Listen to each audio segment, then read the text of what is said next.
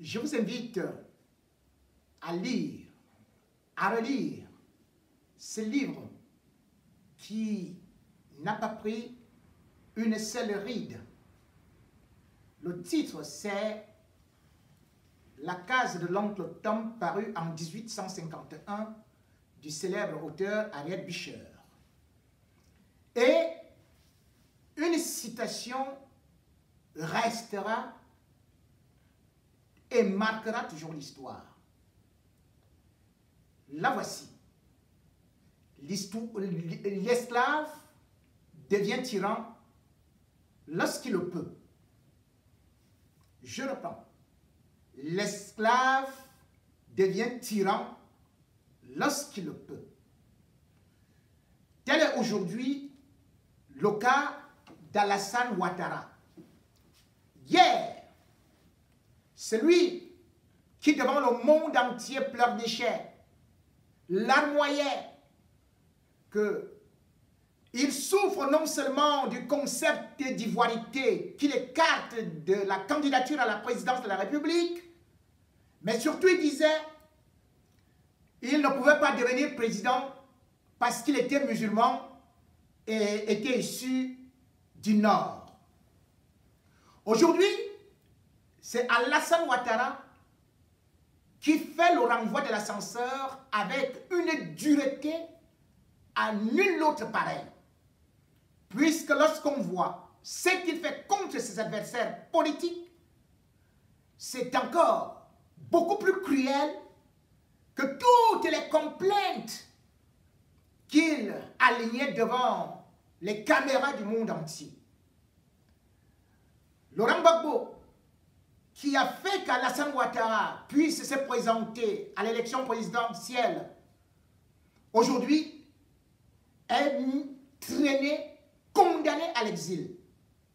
Non seulement il a été déporté auprès de la CPI, mais il ne peut même plus revenir dans son pays, bien qu'ayant été blanchi, tout juste parce que l'administration d'Alassane Ouattara lui interdit la délivrance ou l'obtention d'un passeport.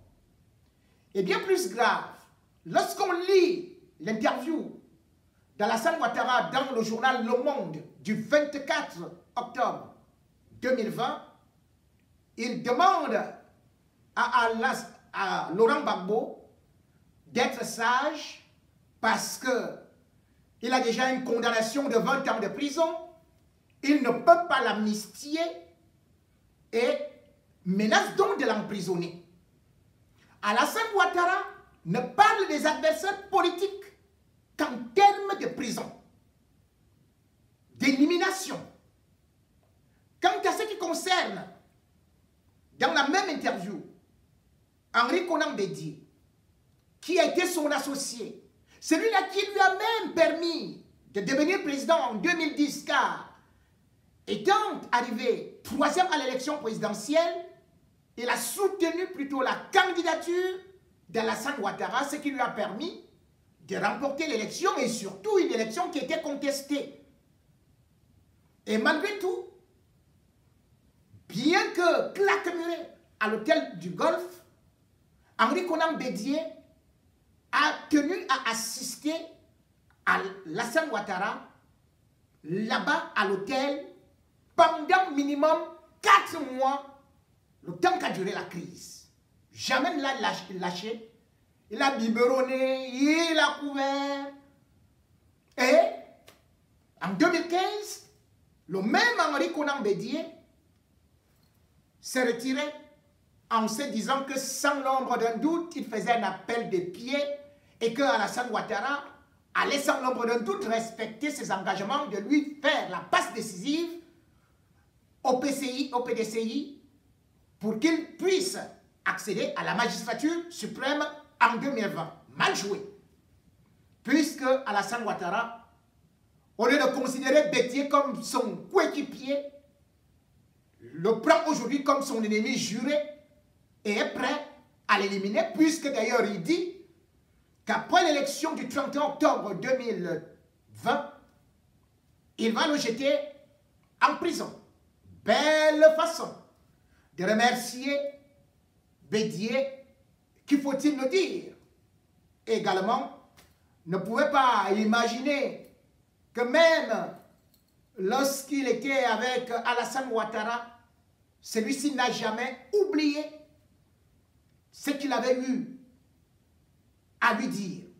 La grande bataille qu'il y a eu pour la succession d'Houphouët-Boigny, puisque à cette époque, on se souvient que pendant les obsèques, eh bien, Henri Konan Bédié avait déjà déclaré à Alassane Ouattara qu'il avait outrepassé ses missions de Premier ministre, qui d'ailleurs devait prendre fin juste après la mort d'Houphouët-Boigny. Et par la suite, il avait ajouté que j'aurais même pu l'arrêter. Et puis il a dit que Alassane Ouattara ne pouvait pas se mêler, n'avait pas le droit de se mêler des affaires des Ivoiriens dans la mesure où il a bénéficié uniquement du passeport diplomatique signé par Houphouët-Boigny, ce qui ne lui livrait donc pas tout de suite un acte de naissance ni la nationalité ivoirienne. C'est donc de là qu'est né le concept de l'ivoirité. Alassane Ouattara n'a jamais oublié, parce que c'est un froid qui crée l'effroi. C'est toujours que la vengeance est un plat qui se mange froid. Aujourd'hui, c'est Bédié qui est donc servi dans la sauce Ouattara, parce que Ouattara l'a pris comme un gibier qu'il devrait éliminer, d'autant plus que Bédié est en train de faire que son élection soit totalement amputée de légitimité. Et je m'explique. Ayant lancé ce qu'on appelle la désobéissance civile, Henri Konan Bédié a mis Alassane Ouattara dos au mur. Parce que, premièrement, Alassane Ouattara n'a plus d'adversaire politique. Deuxième des choses, la participation à cette élection va se faire au minimum dans la mesure où, aujourd'hui, sur les 22 400 bureaux de vote qui étaient, bien sûr, déjà comptabilisés afin que les électeurs s'y rendent, Alassane Ouattara lui-même, à travers son interview dans Le Monde, a dit que désormais, il ne pouvait qu'utiliser, que faire fonctionner 10 000. Ce qui veut dire, naturellement, qu'il y a déjà 12 400 bureaux de vote qui ont été écartés. Et d'ailleurs, quand nous regardons les statistiques de la CENI, donc la Commission nationale électorale indépendante, on se rend compte que aujourd'hui, sur ceux qui ont retiré les cartes électorales alors que l'élection c'est déjà presque demain, il n'y a même pas plus d'1 500 000 électeurs sur à peu près 7 millions. Ce qui signifie que, logiquement, il n'y aura pas une participation de 30%. D'autant plus qu'il n'y a même pas de second choix. Ce sera uniquement Ouattara. Puisque l'autre qui vient jouer juste à ce qu'on peut dire, je ne veux même pas le citer, parce qu'il n'a pas d'épaisseur politique, et il ne présente absolument rien. Il est juste là pour faire semblant qu'il y avait une compétition. Alassane Ouattara a donc réussi l'exploit d'éliminer au moins 40 adversaires politiques. Et après les avoir éliminés, voilà encore ce qui pouvait rester là. C'est-à-dire que Gbagbo éliminé, Henri Konan Bédié, maintenant, s'est auto-disqualifié sans pour autant oublier son plus grand rival, aujourd'hui, Guillaume Soro. Mais ce qui me fait faire cette sortie,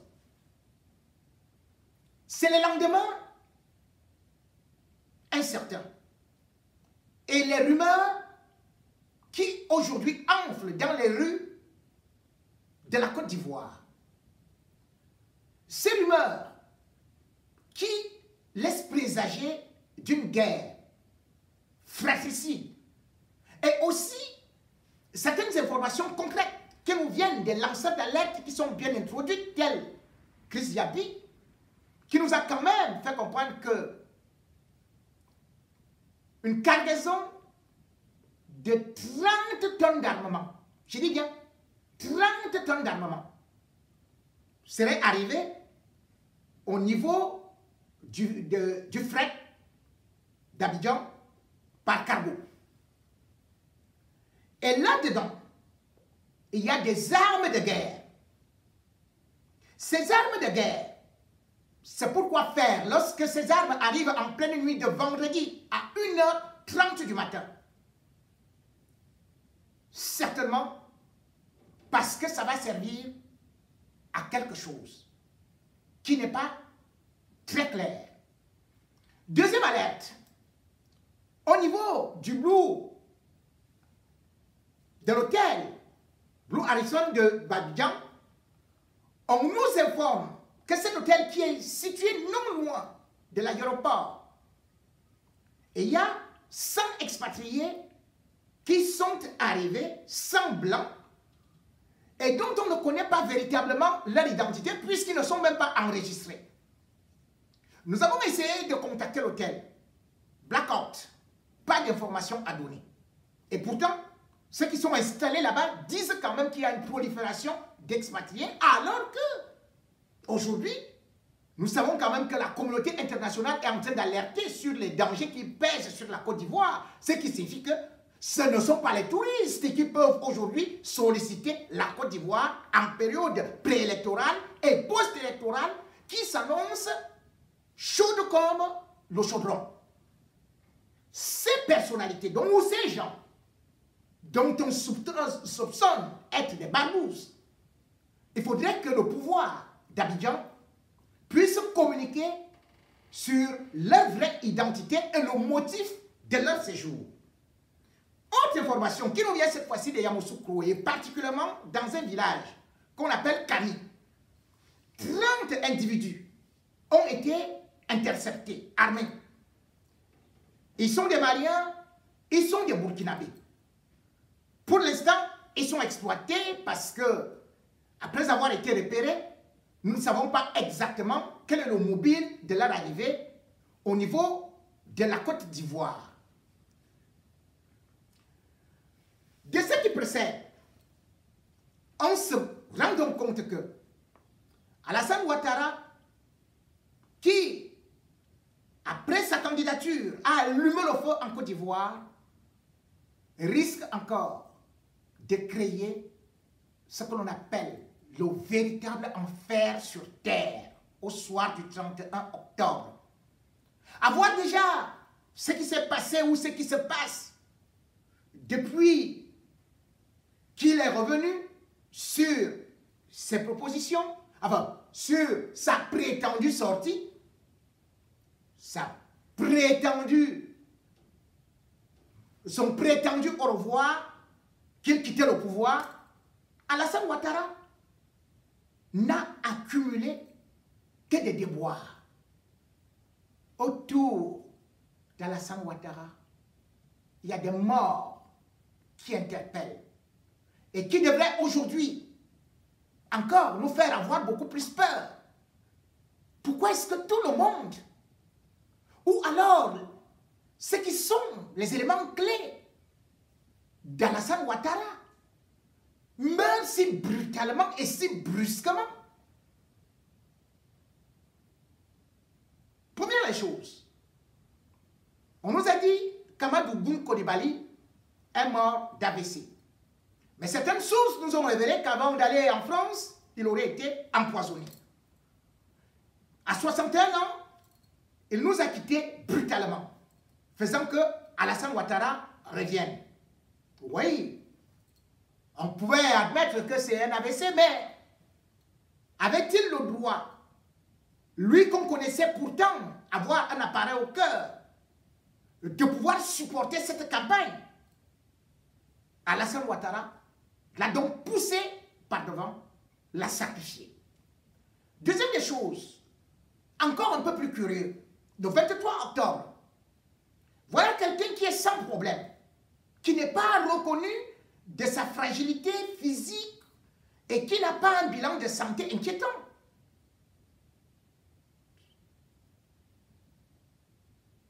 Sidiki Diakité.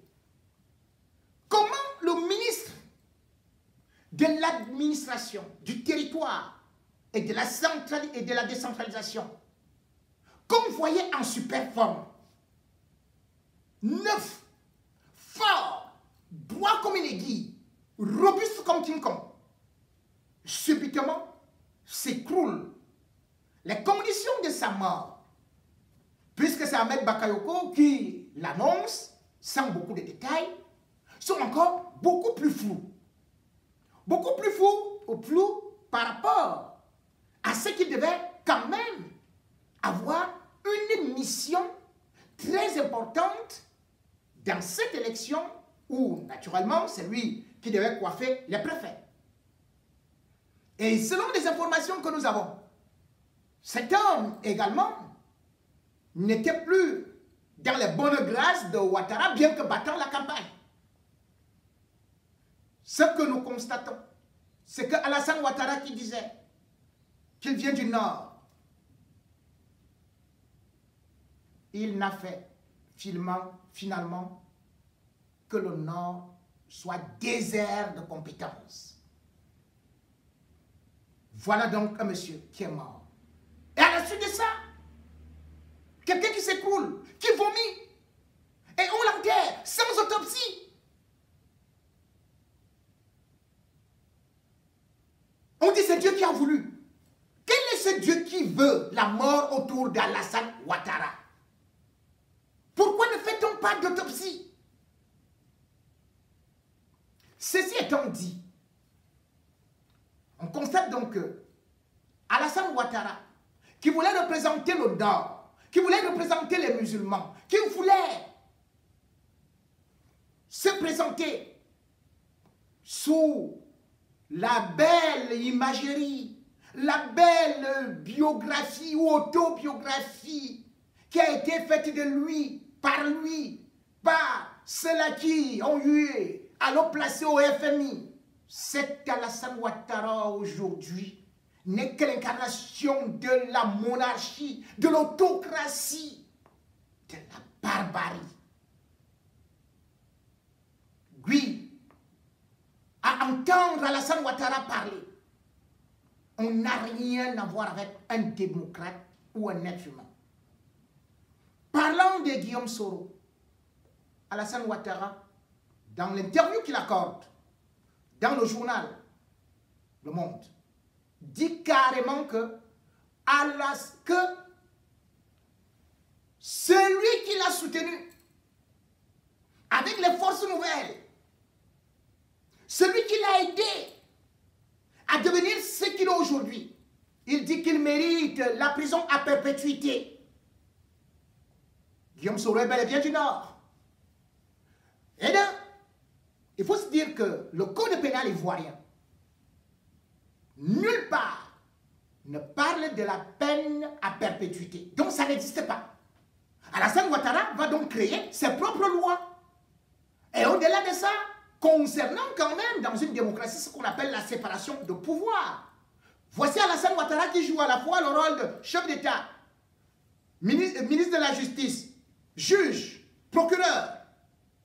Où est donc la démocratie dans tout ça? Lui, aujourd'hui, il dit que la seule chose que mérite Soro, c'est d'aller uniquement casser les pierres avec les dames dans une prison et puis à perpétuité. En réalité, la perpétuité n'existant donc pas en Côte d'Ivoire, c'est que Alassane Ouattara est en train de vous dire ce qu'il a toujours pensé, ce qu'il a toujours fait. L'élimination physique et définitive de Guillaume Soro. Il a tenté à le museler. Chacun ne pourra pas oublier ce qu'il a lui-même fait, à savoir, bam, mandat d'arrêt international. C'était en juin 2019. Il a fait de la pression à Emmanuel Macron et aux États, enfin, européen. Mais malheureusement, ça n'a pas prospéré. Personne n'oubliera que le 12 juin 2020, Alassane Ouattara a activé Interpol en Espagne pour aller arrêter, enlever Guillaume Soro de son hôtel. L'hôtel qui était Palace, l'hôtel Palace de Barcelone. Guillaume Soro rentrait d'un croche à Paris. Et puis quand il arrive là-bas, à 3-4 heures du matin, entre 3 heures et 4 heures du matin, la police espagnole débarque. Ce qui était hors la loi, puisque pour t'interpeller, les lois demandent que cela se fasse à partir de 6 heures du matin. Ils étaient là à 3 heures du matin. Et quand on a essayé de vérifier les informations, on a découvert plutôt que, au lieu de passer par Interpol, dont le siège se trouve à Lyon en France, Alassane Ouattara a utilisé les réseaux mafieux pour passer directement en Espagne et faire qu'on humilie Guillaume Soro. Guillaume Soro est donc en danger. Toutes les informations que nous avons reçues nous disent que Guillaume Soro risquerait d'être éliminé physiquement, tout comme Henri Konan Bédié. Les gens pourraient peut-être dire, mais comment va-t-il le faire? Mais Alassane Ouattara a souvent eu à le faire, est habitué à le faire. Chacun ne pourra pas oublier ce qu'il a eu à activer dans ses multiples réseaux. Peut-on oublier, par exemple, que justement, le 2, dans la nuit du 1er au 2 août 2002, il y a un grand ministre, ancien ministre, Bala Keïta, qui a été assassiné au Burkina Faso, dans sa villa qui était pourtant gardée par des hommes armés. Mais un homme déguisé en femme était entré dans cette maison, dans cette villa, pour aller le poignarder. En réalité, avant même de le poignarder, il avait été empoisonné.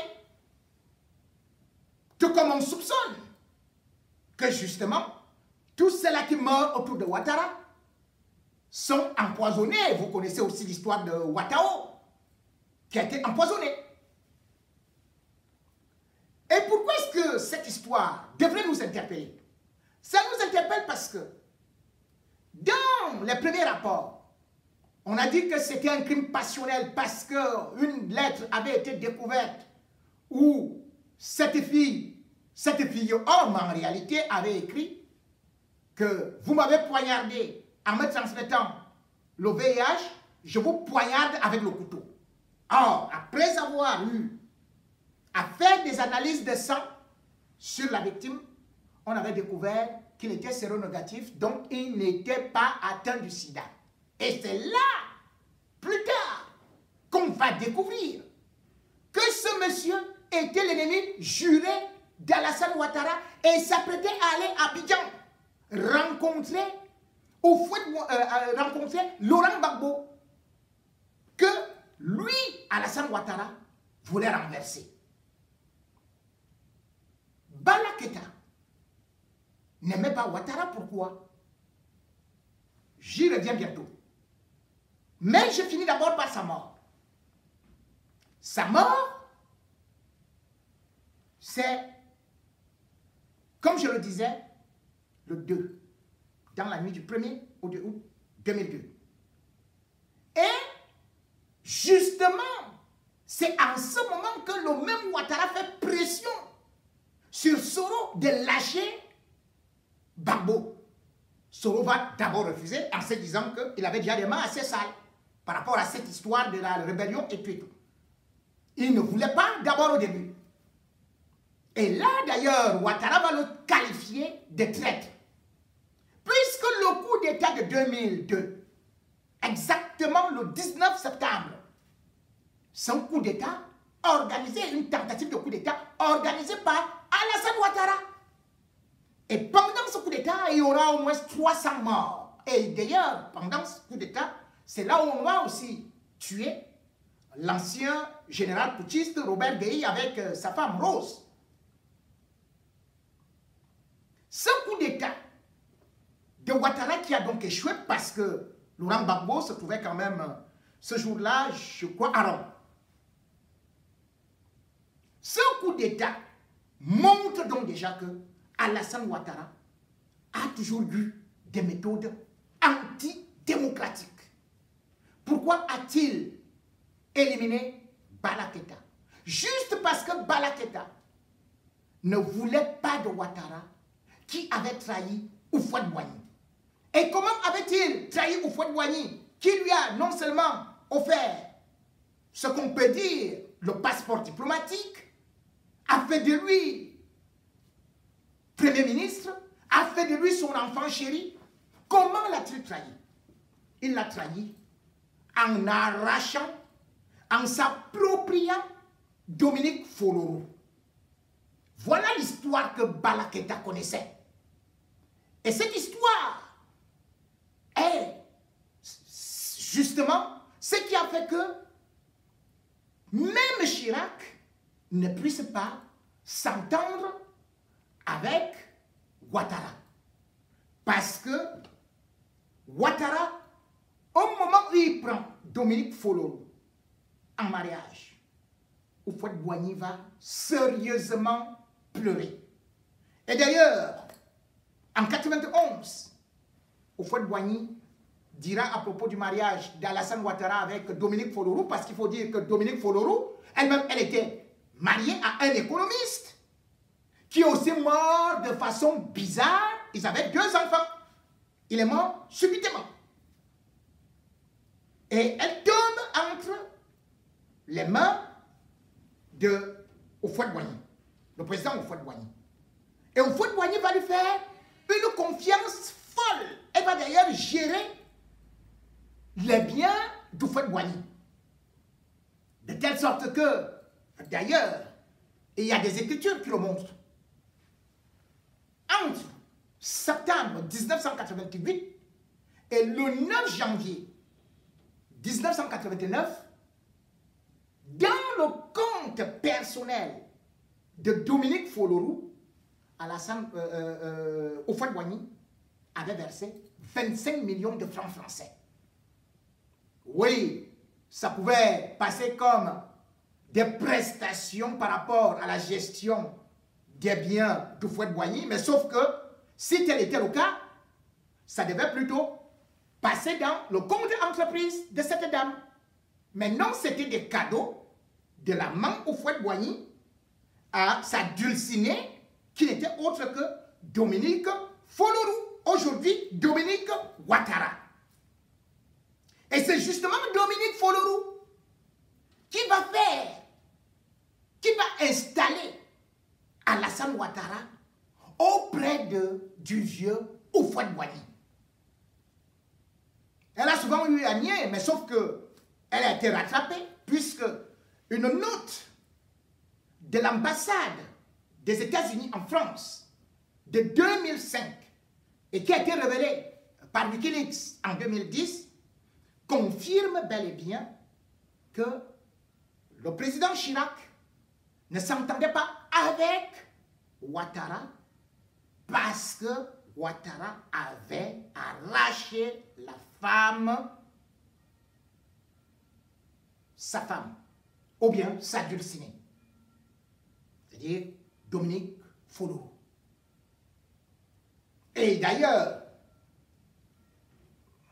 Houphouët-Boigny va même confier à certains de ses invités que, parce qu'il était un grand agriculteur, il va parler en parabole. Il va dire, j'ai fait ma plantation de cacaoyers. Au moment de récolter les belles grosses cabosses, mon filleul est venu me les arracher. Voilà comment est-ce que Houphouët-Boigny a pleuré. Donc, Alassane Ouattara, je rappelle cette histoire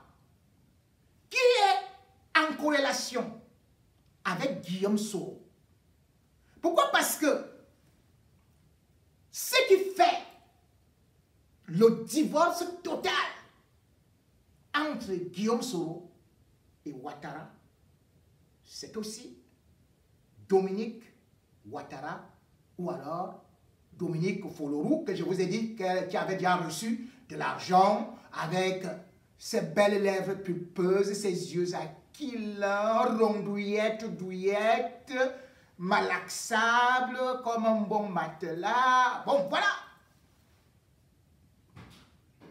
Donc, une photo sera prise pendant une cérémonie où on va voir Guillaume Soro danser avec Dominique Ouattara, les yeux dans les yeux, la sœur vraiment. Et on voit qu'elle est totalement épanouie. Lorsque cette photo est présentée par les services secrets à Ouattara, il explose de colère. Parce qu'il s'est dit, mais ce garçon, il est encore jeune. Moi, avec mon pied clochant, avec mon œil à moitié fermé, et sur mes 78 ans, mais la belle, charmante, sublime Dominique peut aller voir un autre bon bouc.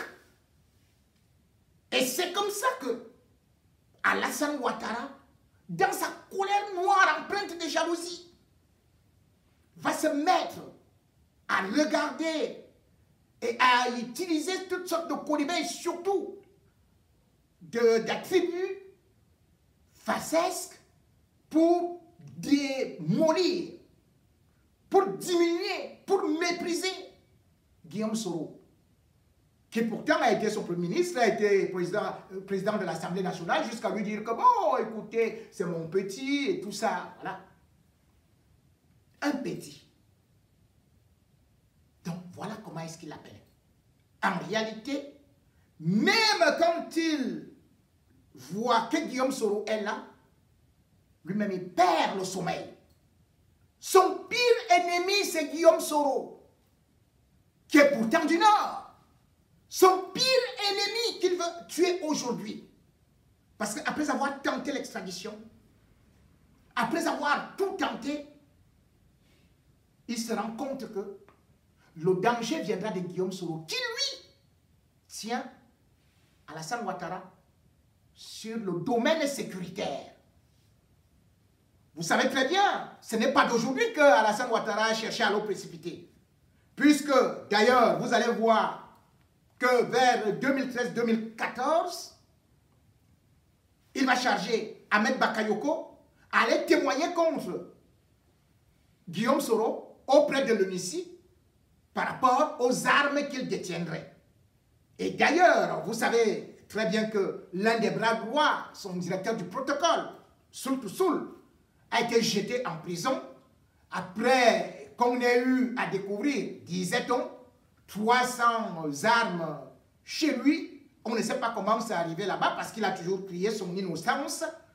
Donc, je disais que Ouattara avait demandé à Ahmed Bakayoko d'aller déjà charger Guillaume Soro. Donc, pour lui, il sait que Guillaume Soro a fait la rébellion. Guillaume Soro peut mobiliser les troupes facilement. Guillaume Soro, diplomatiquement, est en train de tisser une forme de toile d'araignée de telle sorte que, vous avez pu le constater, Alassane Ouattara a eu des difficultés à pouvoir convaincre l'Union africaine, qui d'ailleurs, la Cour africaine des droits de l'homme l'a condamné. L'Union européenne qui voyait Alassane Ouattara comme une tête de la démocratie, voit tout simplement actuellement une tête de gondole, pour ne pas dire de mongol. Aujourd'hui, on voit également que sur le plan même de la France, il n'est plus celui qu'il représentait et que lui qui voulait, à travers le mandat d'arrêt international, museler Guillaume Soro, lui plutôt se déplace et c'est Ouattara qui est devenu comme Biya, marqué le pas sur place. Pour qu'il obtienne donc la liberté, il faudrait éliminer Guillaume Soro. Physiquement, des barbouzes. Et c'est pour ça que nous lançons cette alerte.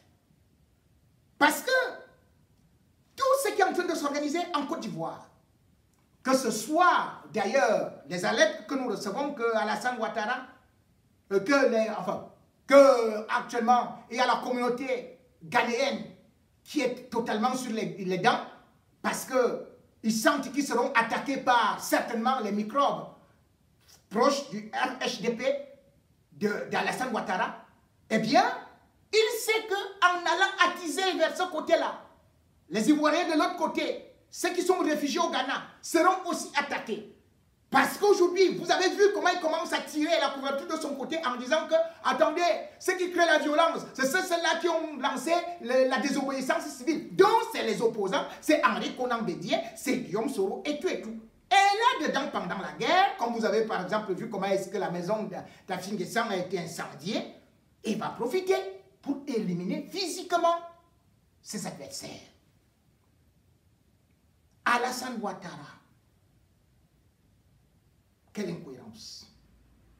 Pour quelqu'un qui a été pris comme un intellectuel, pour quelqu'un qui est venu accuser tout le monde de l'écarter, a déjà tout écarté. Si aujourd'hui Alassane Ouattara se présente, tous les massacres qui seront perpétrés seront à son nom. La crise post-électorale de 2010-2011, qui a fait 3000 morts, Alassane Ouattara devrait déjà être traduit devant la CPI. Aujourd'hui, c'est une autre crise qui est en train d'être fomentée, d'être montée pour que Alassane Ouattara soit là pour l'éternité et que les autres soient assassinés. Les cons, ça ose tout. C'est même par là qu'on les reconnaît, disait Shakespeare. Au soir du 31, tout ce qui pourrait avoir en Côte d'Ivoire, ce sera le défouloir, l'omouroir pour la prise, la confiscation du pouvoir pour Alassane Ouattara. Draman est devenu un drame. Drame pour la Côte d'Ivoire, drame pour la démocratie, drame pour l'Afrique. Alassane Ouattara doit être mis à nu par rapport à tous ces crimes commis contre l'humanité, par rapport à toutes ces jongleries, toutes ces acrobaties, toute cette tromperie, toute cette démagogie qu'il a utilisée et qui aujourd'hui se font voir sur sa face. Peuple ivoirien, c'est à vous de prendre témoignage de l'histoire. Après Alassane Ouattara, que deviendra la Côte d'Ivoire? Avant l'arrivée d'Alassane Ouattara,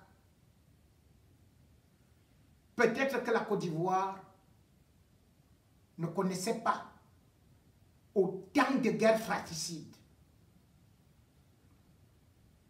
autant de conflits interethniques. Quand vous regardez aujourd'hui vos villages, quand vous regardez aujourd'hui les communautés dressées les unes contre les autres, quand vous regardez l'image que donne Dabou, êtes-vous content d'Alassane Ouattara qui vous brandit uniquement les infrastructures suite à un endettement stratosphérique auprès des institutions internationales? La vie de l'homme est-elle moins chère que la vie de l'échangeur? d'une route ou d'une autoroute. Non. Préservez vos vies. Mao Zedong disait, les hommes politiques nous utilisent parfois comme des serpillères, parfois comme des escaliers pour monter sur nos cadavres et arriver au pouvoir. Tel est le cas d'Alassane Ouattara. Langue vipérine, langue serpentine, langue mutine, langue cortine, langue assassine. On m'appelle J. Rémi